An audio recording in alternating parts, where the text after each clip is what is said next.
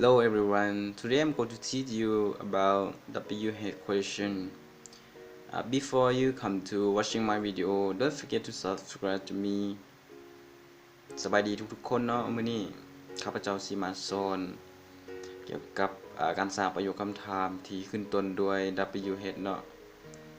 แล้วก็ก่อนที่จะมาเบิ่งวิดีโอของข้อยอย่าลืมกดไลค์กดแชร์กด Subscribe ให้ข้าพเจ้าด้วยและถ้าพร้อมแล้วพวกเขามาเรียนนำกันเลยเนาะอันนี้จะแม่น what เนาะ what จะแปลว่าแม่นหยังเดี๋ยวเรามาเว้าตัวอย่างเลยเนาะ what is that what is that อันนี้จะอ่านแบบธรรมดาคันว่าเราสิอ่านเสื่อมเสียงเราก็ว่า what's that what's that นั่นแม่นหยังสินะนั่นแม่นหยังwhat's that ตัวที่2 what is this นี่แม่นหยังอันนี้เราอ่านแบบธรรมดา what is this นี่แม่นหยังคันเราสิอ่านแบบเสื่อมเสียงเนาะเราก็ what's this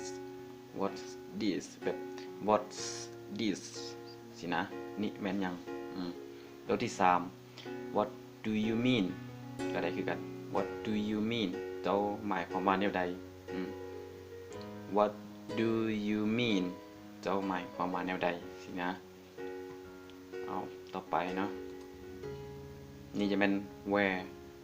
แปลว่าอยู่ใส่ where you ใส่เดี๋ยวไปตัวอย่างกันเลยเนาะ where are you go where are you go where are you go เจ้าไปใส่เจ้าสิไปใส่สินะสิไปใส่ก็บอกเนาะ where are you go เจ้าสิไปใส่ตัวที่2 where do you live where do you live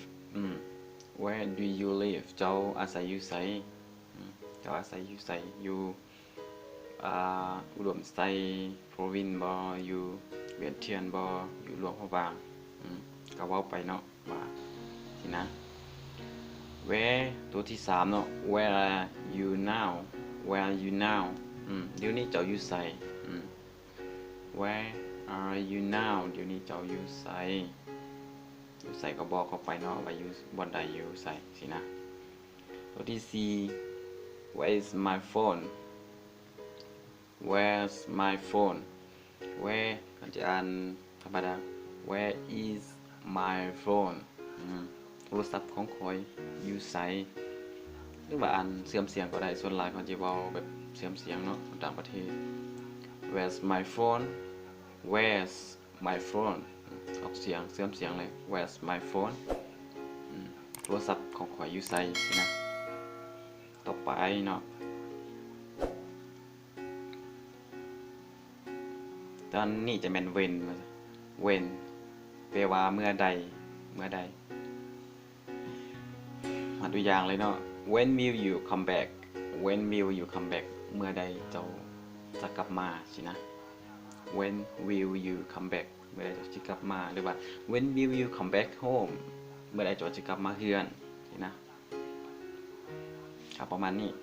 ตัวที่2เนาะตัวอย่างที่2 when will you arrive here when will you arrive here เมื่อใดเจ้า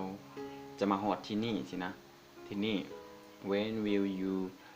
arrive here เมื่อใดเจ้าจะมาฮอดที่นี่ตัวที่3เนาะ when will you buy new phone when will you buy new phone เมื่อใดเจ้าจะซื้อโทรศัพท์ใหม่เนาะ when will you buy new phone เมื่อใดเจ้าจะซื้อโทรศัพท์ใหม่สินะประมาณนั้นเนาะเอาสิเอาเว้นมาใส่กับทางหน้าว่าเมื่อใดเฮาสิเฮ็ดสินะมันจะเป็นอนาคตต่อไปอันนี้จะเป็น who แปลว่าเป็นไผwho เป็นไผอันนี้เฮามาตัวอย่างกันเลย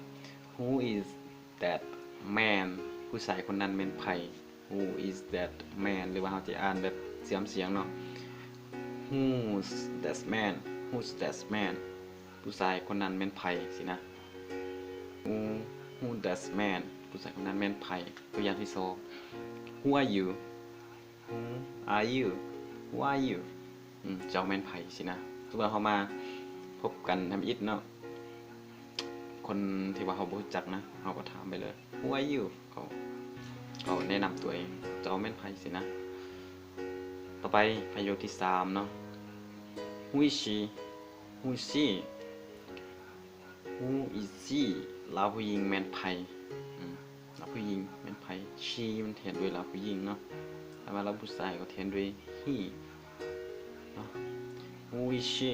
ลาวผู้หญิงคนนั้นแม่นไผก็ได้คือกันเนาะต่อไปเรื่องที่4เนาะ Who are they Who are they พวกเขาแม่นไผหรือว่าเขาสนทนากันทั้ง2คนเนาะแล้วเห็นพวกเขามาเขาก็ถามกันว่าพวกเขาแม่นไผสินะ Who are they Who are they ก็ถามไป Who are they พวกเขาแม่นไผนี่ไปอันนี้จะแม่น why เนาะ why เป็นหยังหรือว่าย้อนหยังสินะแปลได้มันคล้ายๆคือกันเนาะความหมายมันแต่เขาอาจจะเขียนต่างกันแต่ว่าความหมายมันคือกันเป็นหยังหรือว่าย้อนหยังสินะมาเบิ่งตัวอย่างเลยเนาะ Why are you sad Why are you sad เป็นหยังเจ้า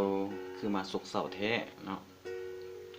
หรือว่าเขาจะเติมมา Why are you sad today เป็นหยังมื้อนี้เจ้าคือมาโศกเศร้าแท้เท่านั้นนะก็ได้คือกันเนาะ Why are you sad เป็นหยังเจ้าคือมาโศกเศร้าแท้ Why are you so beautiful Why are you so beautiful เป็นหยังเจ้าคืองามแท้สินะมันย้อนหยังมันเป็นหยังเจ้าคือว่างามแท้เจ้ากินหยังว่าซั่นคือว่างามแท้สินะต่อไปตัวอย่างที่3เนาะ Why are they go to school late Why are they go to school late เป็นหยังพวกเขาจึงไปโรงเรียนสาแท้มันสาเหตุมันย้อนหยังสินะเขามาโรงเรียนซ่ามันย้อนหยังสินะมันเป็นหยังอาจจะเป็นตื่นสวยบ่มีเวียกอยู่เฮือนบ่สินะเขาใส่คำถามตัวนี้ Why are they go to school late เป็นหยังพวกเขาจึงมาโรงเรียนซ่าแท้ต่อไปมาฮอดนี่วิดีโอก็จะสิ้นสุดลงแล้วเนาะหมดเพียงเท่านี้แล้วก็อย่าลืมกดไลค์กดแชร์กด Subscribe ให้ด้วยนะ Thank you for watching my video don't forget to subscribe and see you next video goodbye